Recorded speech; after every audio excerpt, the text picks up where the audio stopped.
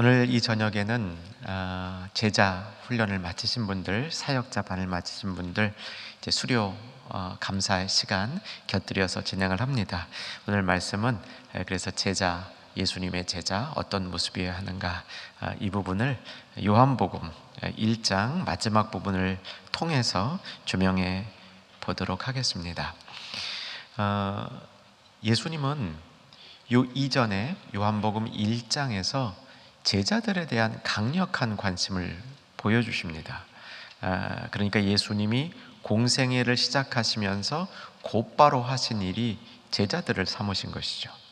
제자를 삼은 것이 이제 요한복음 1장 35절서부터 시작이 되는데, 세례를 받으실 때 예수님이 이제 세례를 요단강 동편에서 받았다, 이렇게 기록이 되어 있고요.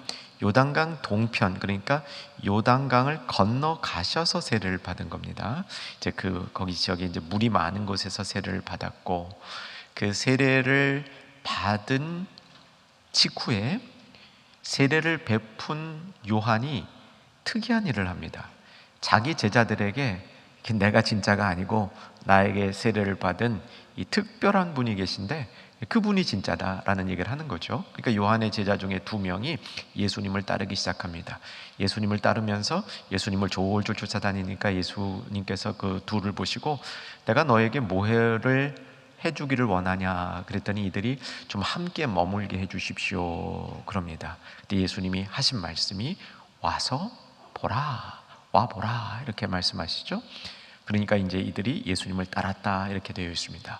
그래서 예수님의 제자가 되는 이제 2가지 원리를 이제 몇 주 전에 이 말씀을 통해서 살펴봤는데, 기억해 보면 첫째는 예수님과 함께 머무는 것이고요, 2번째는 예수님을 따르는 겁니다. 예수님을 모본 삼아서 그 삶을 이렇게 우리 삶 속에서 재현해내는 거, 이게 제자의 2가지 요건이다, 이렇게 볼 수 있는데, 그 이외에 이렇게 예수님의 제자가 되면 요한복음에서 쭉 보여주고 있는 매우 중요한 요소가, 예수님의 제자가 되면 예수님으로부터 생명력을 얻지 않습니까? 여러분, 예수님의 제자이시기를 소망하시기 바랍니다. 예수님의 제자가 되면 예수님이 주시는 이렇게 생명을 이 속에 갖게 됩니다. 그러면 생명이 속에 생기면 어떻게 됩니까? 생명을 낳아야 되는 겁니다. 그래서 예수님의 제자가 되면 또 다른 제자를 낳는다. 이것이 요한복음 1장 35절에서부터 특별히 이제 오늘 본문까지 쭉 연결되는 요 과정입니다. 저는 이 말씀을 오늘 본문으로 삼으면서 오늘 제자 훈련을 마치신 분들, 사역자반을 마치신 분들, 죄송합니다. 천국 가면 여러분이 제자 훈련 마쳤다는 수료증 별 도움이 안 될 줄로 압니다. 천국 가면 뭐가 필요하냐? 내가 제자 훈련 마치고 생산력이 생겨서 성경에 써 있는 대로 나는 또 다른 제자를 낳았습니다. 나는 제자다운 삶을 살았습니다. 예수님과 함께 머물러 있었습니다. 이 사실이 천국에 가면 제자 훈련 마친 자들의 특징이 되리라고 확신합니다. 오늘 제자 훈련을 마치신 분들에게, 또 예수의 제자로 살아가는 이 충현의 가족들, 이 자리에 계시고 또 영상으로 말씀 듣는 모든 분들, 그런 제자로서의 삶이 주 안에서 회복되어 주시고 시작되어 주시고, 무엇보다도 다른 제자를 낳는 역사 일어나기를 주 안에서 소망하며 축복합니다. 자, 이제 그 관점에서 오늘 본문을 쭉 살펴보도록 하겠습니다. 43절을 보시면, 자, 43절, 44절 달아서 2절 같이 읽으십시다. 이튿날 예수께서 갈릴리로 나가려 하시다가 빌립을 만나 이르시되 나를 따르라 하시니, 빌립은 안드레와 베드로와 한 동네 벳세다 사람이라. 말씀드린 대로 예수님이 세례를 받으셨습니다. 갈릴리 동편에서. 그리고 갈릴리 쪽으로 나가다 보면 꼭 거쳐야 하는 고을이 있는데 그 마을 이름이 벳세다입니다. 벳세다 출신이 안드레와 베드로가 벳세다 출신이다, 이렇게 요한은 기록을 하고 있습니다. 그래서 그 벳세다 마을을 통과하는 중에 안드레와 베드로가 알고 있는 또 다른 형제 하나를 예수님이 제자로 삼는 겁니다. 그 제자 이름이 누구라고 기록되어 있습니까? 빌립이라고 기록되어 있죠. 그래서 처음에 이제 요한복음에 의하면 예수님이 안드레와 또 한 사람을 제자로 삼고, 안드레가 베드로에게 이 예수님을 전해서 제자가 되고, 또 둘이 빌립에게 말씀을 전해서 그들이 또 제자가 되고, 오늘 본문을 쭉 읽다 보면 그 빌립이 나다나엘에게 말씀을 전해서 나다나엘이 예수님의 제자가 되고, 계속 재생산이 일어나는 장면입니다. 오늘 이 말씀을 우리가 이 틀로 붙드는 것이 제일 중요합니다. 그래서 예수님의 제자가 된 사람은 자기 혼자 제자가 되는 걸로 끝나지 않고 다른 사람을 제자 삼는다, 이런 말씀입니다. 여러분, 저와 여러분이 좀 제자를 많이 삼는 축복된 삶을 살았으면 좋겠습니다. 이거 뭐 전도왕 되는 거, 이 전도왕 이거 좋은 겁니다. 근데 전도왕 좋은 건데, 더 좋은 건 뭐냐면 전도왕이 왜 되는지를 아는 겁니다. 전도왕이 되는 건 그 안에 생산력이 자꾸 생기는 거예요. 왜 생산력이 생기나? 생명이 자꾸 생겨서 그런 겁니다. 예수님을 알면 알수록, 예수님과 교제가 깊어지면 깊어질수록 생명력이 자꾸 생기는데, 이게 왜 불어 발산이 안 될 수가 없는 겁니다. 여러분, 제자 훈련을 특별히 마치신 분들 많이 채워진 줄로 합니다. 암송도 많이 하셨죠? 참 힘든 공부 하셨죠? 그냥 주중에 시간 있는 시간 다 짜 넣어서 틀어 넣어도 모자랄 만큼 열심히 하신 분들 다술 겁니다. 절대 다술 겁니다.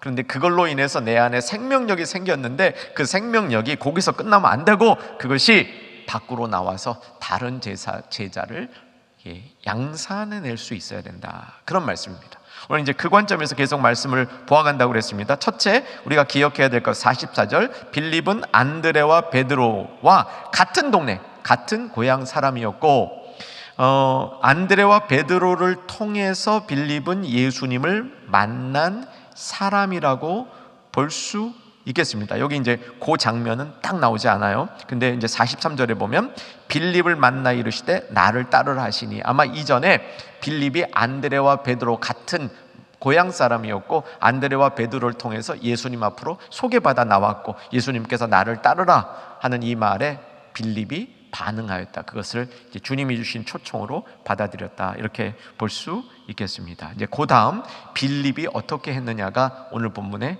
핵심이 되는 것이죠. 자, 45절 읽습니다. 빌립이 나다나엘을 찾아 이르되 모세가 율법에 기록하고 여러 선지자가 기록한 그 일을 우리가 만났으니 요셉의 아들 나사렛 예수니라, 이렇게 증거하는 거죠. 자, 뭐라고 증거했는지 다시 한번 눈으로 따라와 보시면, 율법이 기록하였고 여러 선지자가 기록한 그 일을 우리가 만났으니, 이렇게 설명을 합니다. 자, 앞으로 이제 조금 가보면요, 안드레가 예수님이 하나님의 아들이라는 사실을 알고 자기 형제 베드로에게 먼저 달려갔다, 이렇게 기록이 되어 있습니다. 40절 제가 읽을게요. 요한의 말을 듣고 예수를 따르는 두 사람 중 하나가, 그러니까 옛날에 요한의 제자였는데 예수님과 함께 머문 다음에 예수님을 믿게 된 이전 요한의 제자 둘 중 한 명이 안드레였다라고 40절에서 기록한 겁니다. 41절, 그 안드레가 먼저 자기 형제, 다른 일 어떤 일보다도 먼저 형제 시몬을 찾아가서 그 시몬에게 뭐라고 얘기하냐면 우리가 메시아를 만났다, 이렇게 설명하는 겁니다. 자, 이 말씀 속에는 어떤 의미가 함유되어 있냐면, 안드레와 그의 형제 베드로는 메시아를 만나고 싶었습니다. 그들은 유대인들의 구원을 갖고 싶었습니다. 그러니까 그 유대인들이 쭉 율법을 통해서 지켜오고 바라고 있었던 그 하나님의 언약이 성취되는 것을 기대하고 있었습니다. 여러분, 혹시 요즘에 어떤 사람하고 우리 교회가 더 잘 되려면 이렇게 해야 돼, 기쁜 마음으로, 하나님 나라가 커지려면 이렇게 해야 돼, 우리가 선교를 더 잘하려면 이렇게 해야 돼, 우리 좀 이렇게 부족한 점이 있지만 그 부족한 점을 앞서기 위해서 우리가 좀 힘써보자, 이런 대화 나누시고 계십니까? 제가 이렇게 나눈 대화를 여러분 삶에 이렇게 짚어보면 옛날에는 했었는데요, 그런 거 혹시 아닙니까? 옛날엔 그랬었는데 요즘은 안 그럽니다 라고 생각한다면 우리가 그만큼 영적으로 무뎌진 겁니다. 막 교회들이 부흥하고 선교들이 부흥하던 시절에는 성도님들이 그런 얘기 많이 했습니다. 어떻게 하면 선교 더 잘해볼까? 우리 교회 그런 문제 있는 거 내가 알아. 우리 교회 이렇게 약한 부분이 있는 거 알아. 그러니까 우리가 더 잘하자고. 이렇게 결론이 나지 않았었습니까? 이것이 안드레와 베드로가 그 마음속에 늘 품고 있었던 생각이었죠. 우리가 더 잘하자. 우리가 더 어떻게 하면 메시아를 만날까? 이렇게 고민한 중에 한 사람이 그 메시아를 만나니까 다른 형제에게 곧방 달려가가지고 내가 메시아를 만났다. 너도 만나자. 이렇게 데리고 온 거죠. 그래서 베드로가 예수님 앞에 나온 것이 그 다음 42절 말씀이었습니다. 우리 몇 주 전에 본 말씀이에요. 42절 데리고 예수께 오니 예수께서 보시고 이르되 내가 요한의 아들 시몬이니 장차 게바라 하리라. 그러면서 이제 그 기둥이 될 것을 베드로에게 딱 이게 예언해서 베드로를 제자 삼은 것이죠.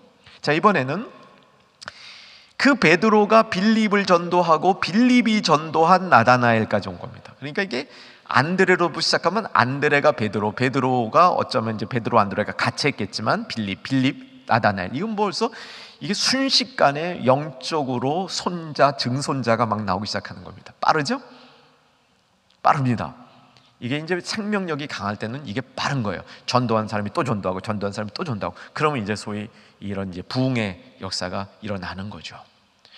자, 이 빌립이 나다나엘을 만났을 때 이번에 하는 얘기는 뭐냐면 안드레는 베드로에게 내가 메시아를 만났다라고 얘기했는데 이번엔 무슨 얘기를 하면 율법에 기록하고 여러 선지자가 기록한 그 일을 우리가 만났으니 요셉의 아들 나사렛 예수라. 그러니까 이제 모세로 가는 겁니다. 모세가 메시아에 대한 예언을 합니다. 모세가 예수님이 이 땅에 오셔서 모든 민족들을 구원할 것을 영적으로 그렇게 이해하고 있었습니다. 근데 뭐라고 예언을 했냐면 신명기 15장 18절 같이 읽겠습니다. 내 하나님 여호와께서 너희 가운데 네 형제 중에서 너를 위하여 나와 같은 선지자 하나를 일으키리니 너희는 그의 말을 들을지니라. 나와 같은 선지자. 그래서 모세와 같은 선지자.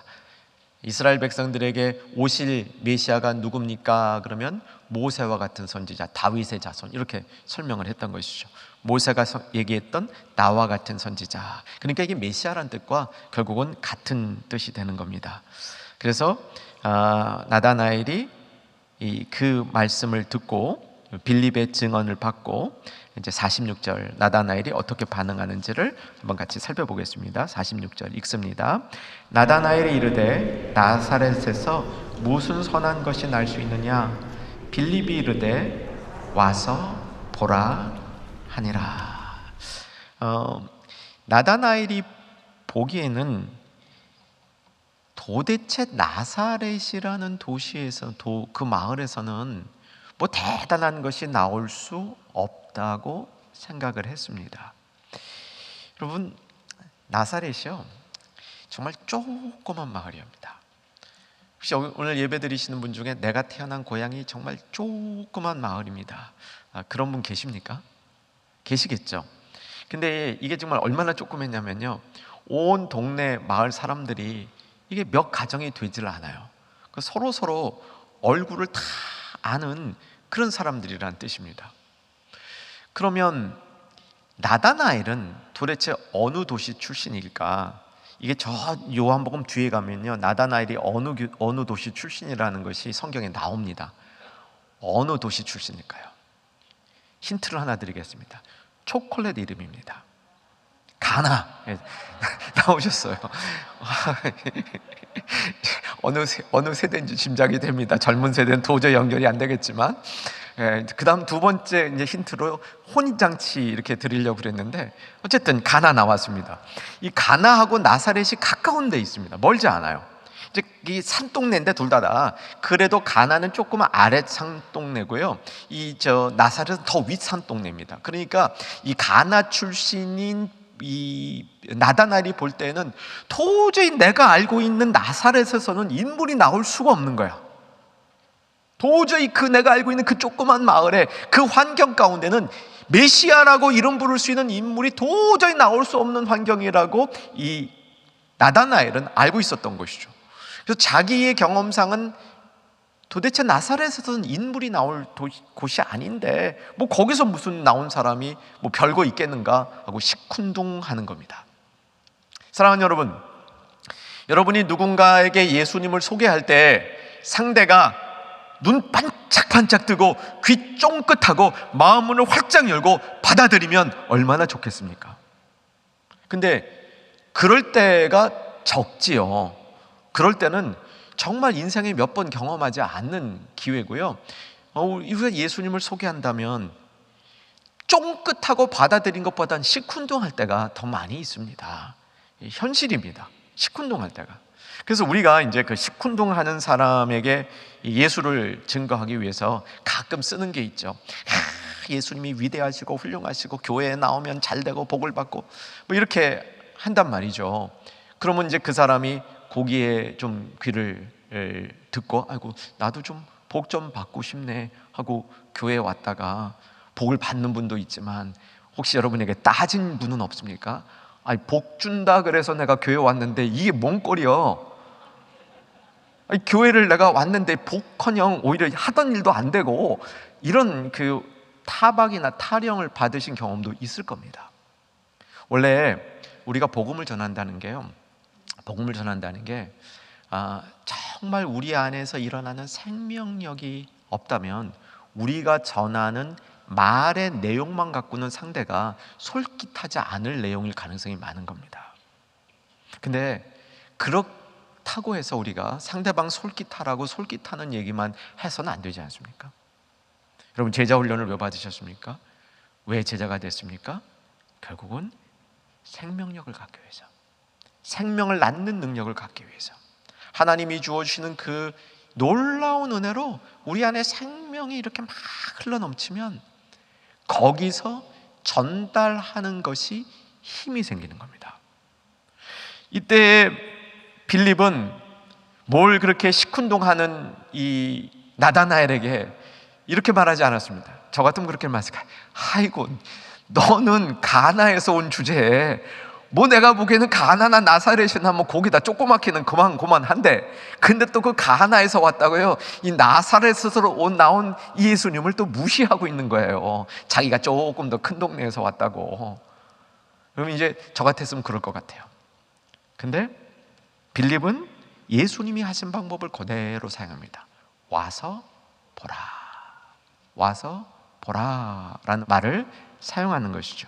이 와서 보라라는 얘기가 이제 요한복음에 몇 차례 등장하면서 이제 우리에게 중요한 도전을 주고 있습니다. 이 와서 보라라는 말은 삶에 있는 자리를 한번 떠나보라는 겁니다. 그 자리에 머물러 그 자리에 있으면 안 되는 거죠. 언젠가 말씀드린 것처럼 내가 늘 보는 시각으로만 보게 되면 안 보이는 것들이 많이 있습니다. 그런데 움직여서 시각을 바꿔보면 보이는 것들이 생긴다는 겁니다. 그래서 와서 보라. 이 보라라는 게 참 중요한 말입니다. 사랑하는 우리 온충연의 가족들, 이 예배에 참여하는 성도님들, 특별히 오늘 제자반 수료하는 분들에게 여러분 정말 중요한 것을 볼 수 있는 시각이 열리기를 주의 이름으로 축원합니다. 이게 볼 수 있어야 됩니다. 이 본다는 말은 현상만을 보던 우리의 눈이 그 현상을 통치하시는 하나님을 볼 수 있게 되는 겁니다. 그리고 그 현상을 통치하시는 하나님을 보면서 그의 임재를 느끼면서 거기에서 야, 여기 하나님이 계시구나. 여기 하나님이 역사하시구나. 그 가운데 믿음이 생기는 거죠. 그리고 그 믿음이 생기면서 볼 때 흥분감이 생기는 겁니다.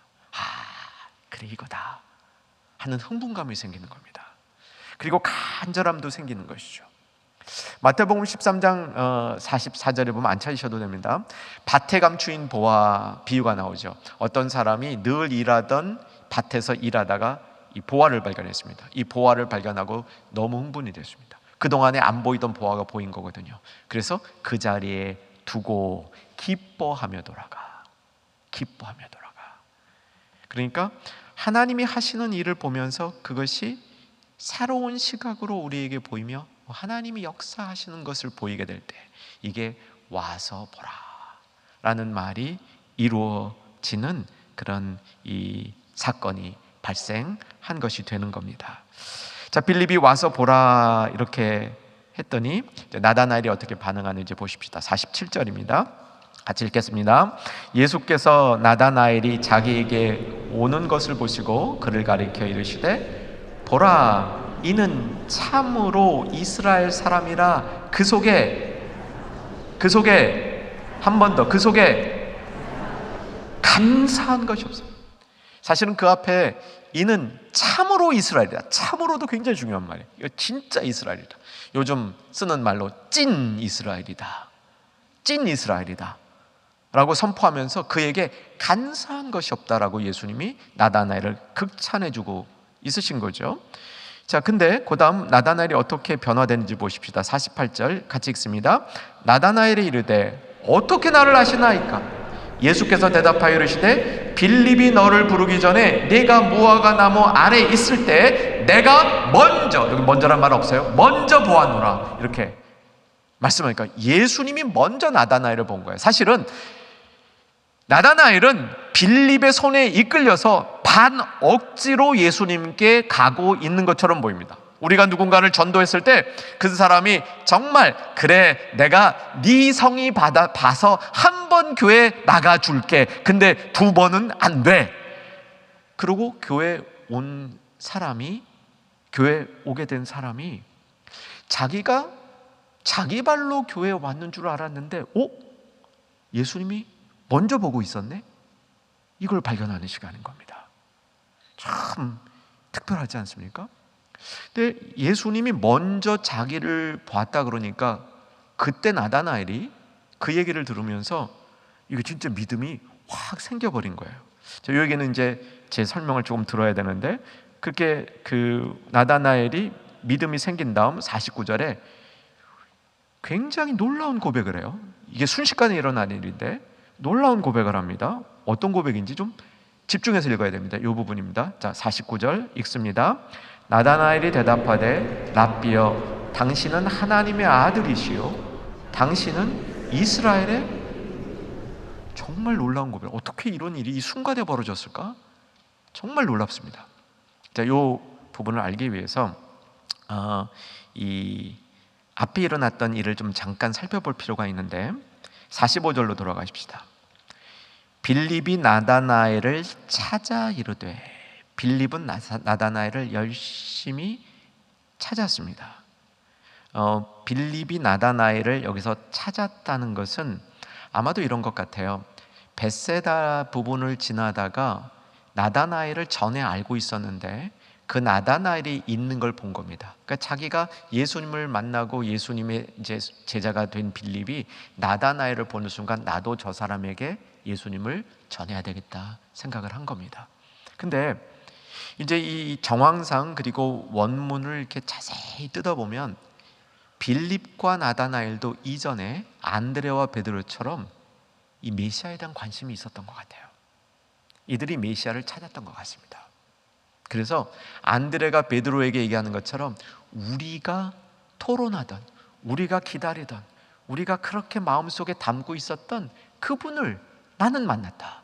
그게 모세가 얘기했던 나와 같은 선지자라고 모세가 얘기했던 그분이, 나는 틀림없이 그분이 예수, 나사렛 예수라고 믿는다 이렇게 말한 거예요.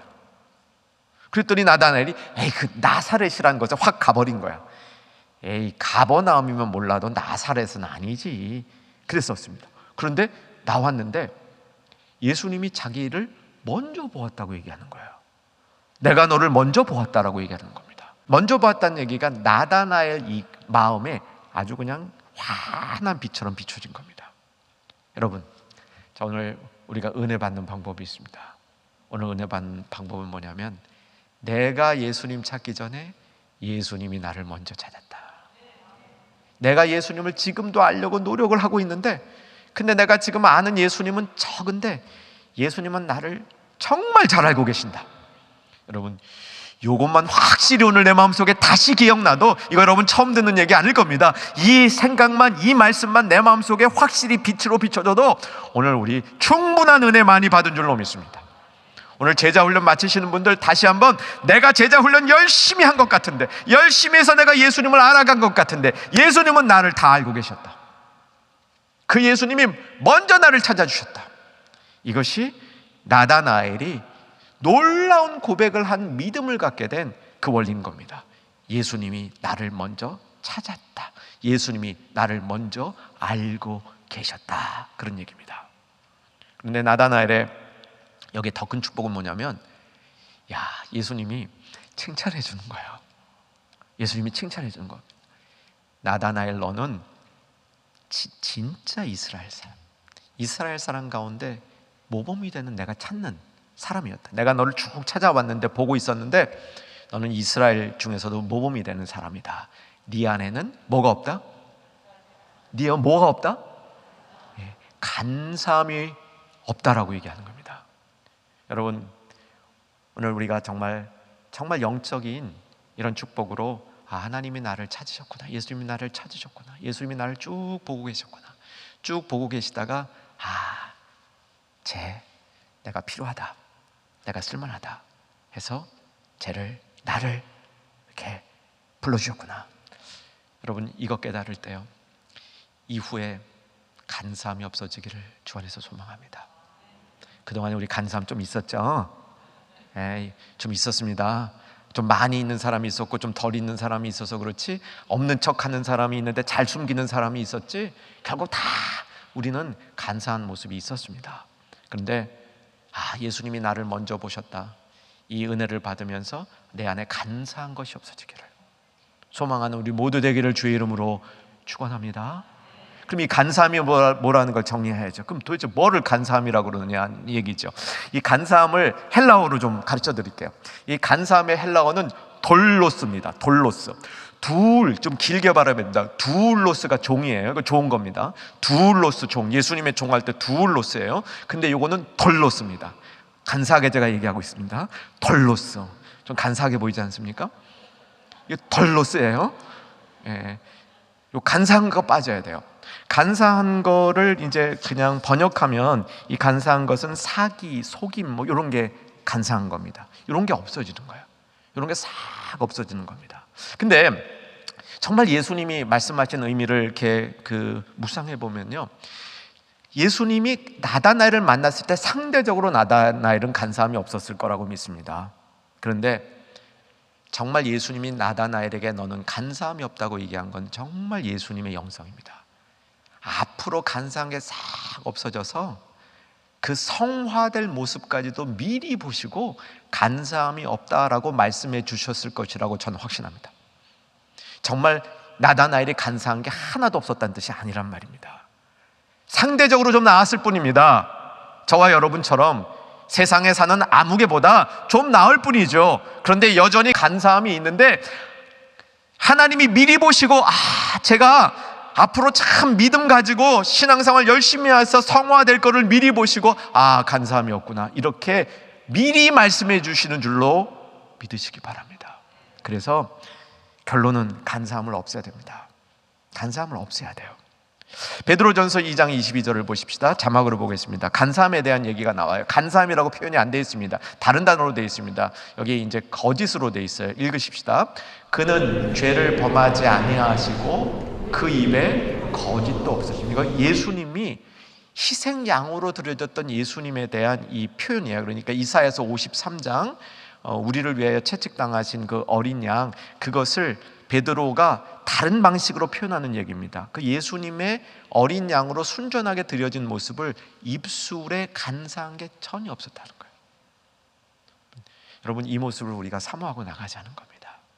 여러분, 우리가 간사함을 없애나갈 때 입술에 있는 이 거짓된 거, 입술에 있는 게 속이는 거, 가끔씩 쓰는 사탕 발림의 말 같은 거, 이것도 조심하시면서, 정말 조심하시면서, 정말 주님을 위해서 하는 거라는 이런 이제 확신을 가지면서 우리 안에 간사함을 없앨 때에 하나님이, 예수님이 나다나엘을 부르실 때 그 기대했던 제자의 모습이, 비록 나다나엘을 부를 때 간 사람이 하나도 없었던 건 아닌데 정말 예수님을 따라가는 그 제자의 삶을 통해서 점점 더 성화된 것처럼 우리도 그런 나다나엘을 부르시는 예수님의 마음을 잘 만족시켜드리는 복된 성도 되시기를 주 안에서 소망합니다. 꼭 그렇게 되시기를 주의 이름으로 축원합니다. 이제 마지막입니다. 자, 이렇게 나다나엘이 예수님을 고백할 때 그 고백은 정말 멋진 고백입니다. 당신은 하나님의 아들이시요 이스라엘의 임금입니다. 이스라엘의 왕입니다라고 고백하는 겁니다. 이 고백은 사실은 예수님이 제자를 막 삼기 시작할 때 나올 수 있는 수준의 고백이 아닙니다. 예수님이 제자를 한 3년 정도 훈련시켰을 때 나올까 말까 하는 고백이었는데 이제 막 제자를 삼는 나다나엘의 입술에서 벌써부터 당신은 하나님의 아들이시요 이스라엘의 임금입니다. 여러분, 베드로가 중간에 예수님 주는 그리스도시요 하나님의 아들이시다 고백해놓고 조금 이따 딴소리 했잖아요. 근데 이 나다나엘은 초반부터 예수님이 하나님의 아들이시고 이스라엘의 왕이시라는 걸 고백하는 겁니다. 정말 멋진 고백이에요. 아마도 요한이 예수님에 대해서 나다나엘이 고백했던, 비록 나다나엘이 그 베드로나 요한이나 야고보나 안드레 같은 그런 예수님이 특별히 사용하는 제자도 아니었는데 나다나엘이 이런 고백을 하는 모습, 이런 것들을 요한은 요한이 아마 그 자리에 있었을 거예요. 요한이 잘 간직하고 있었을 것이다, 그렇게 보입니다. 그래서 나다나엘 같은 성도 되는 게 얼마나 축복인지 모르겠습니다. 여러분, 우리가 세상에서 얼만큼 이 앞선 삶을 사는지 지금 이 순간에는 하나도 안 중요한 것 같습니다. 저 여러분 마음속에 정말 예수님이 하나님의 아들이시요 이스라엘의 왕이십니다, 나의 왕이십니다, 이런 고백이 순전하게 진짜 마음으로 순도 100%로 있으시기를 주 안에서 간절히 소망합니다. 예수님이 나다나엘에게 더 큰 걸 보리라 라고 얘기하십니다. 더 큰 게 뭐냐? 인자 위에 사닥다리가 생기고 거기에 천사들이 오르락 내리락 하는 것을 보리라, 이렇게 말씀해 주시는 것이죠. 이건 좀 빨리 진행하겠습니다. 이것은 야곱이 집을 떠나서 외삼촌 라반의 집으로 갈 때, 정처 없이 떠날 때 베델이라는 곳에서 하룻밤 지내면서 그때 야곱이 꿈꾼 얘기, 그 얘기하고 연결되는 거죠. 이건 조금만 살펴보십시다. 창세기 28장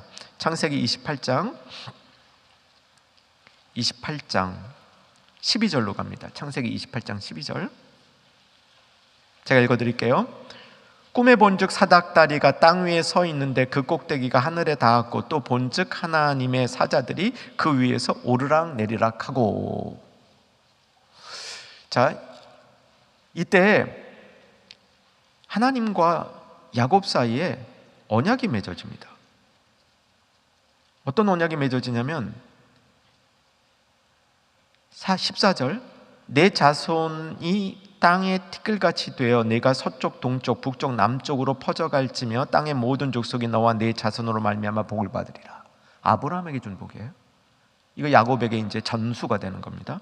15절 같이 읽습니다.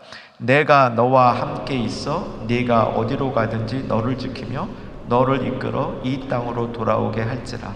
내가 내게 허락하신 것을 다 이루기까지 너를 떠나지 아니하리라 하신지라. 아멘. 언약을 맺어준 거예요. 그래서 야곱 자식 12명이 이스라엘의 12지파가 된 거죠.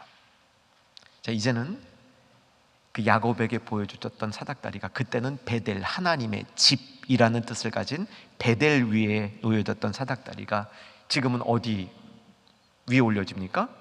예수님 위에, 인자 위에 올려지는 겁니다. 예수님이 하나님의 집이라는 거예요. 예수님이 하늘과 연결되어지는 통로라는 겁니다. 하나님의 계시가 예수님을 통해서 이 땅에 내리워진다는 겁니다. 예수를 믿는 사람이 야곱의 12지파처럼 하나님의 새로운 이스라엘의 하나님 백성들이 되어진다는 겁니다. 그래서 하늘문이 열린다는 겁니다. 이 하나님, 이런 축복을 받은 하나님의 백성의 특징이 뭐라고요? 예수는 하나님의 아들이시오 이스라엘의 임금입니다. 나의 왕이십니다. 우주의 왕이십니다. 이렇게 고백하는 간사함이 없어진 사람들에게 이런 예수님의 축복이 임한다는 겁니다. 예수님의 축복이 임한 사람들은 그렇게 되어져야 한다는 겁니다. 정리하십시다. 여러분, 간사함이 없어집시다. 참 이스라엘이 되십시다. 그래서 하나님의 아들 예수님에 대한 바른 고백을 가지고 그 고백 위에 세워진 신앙 때문에 하늘이 열리고 하나님과 소통되어지는 복된 성도들, 특별히 오늘 제자 훈련을 마치고 수료하는 중년의 가족들 되시기를 주의 이름으로 축원합니다.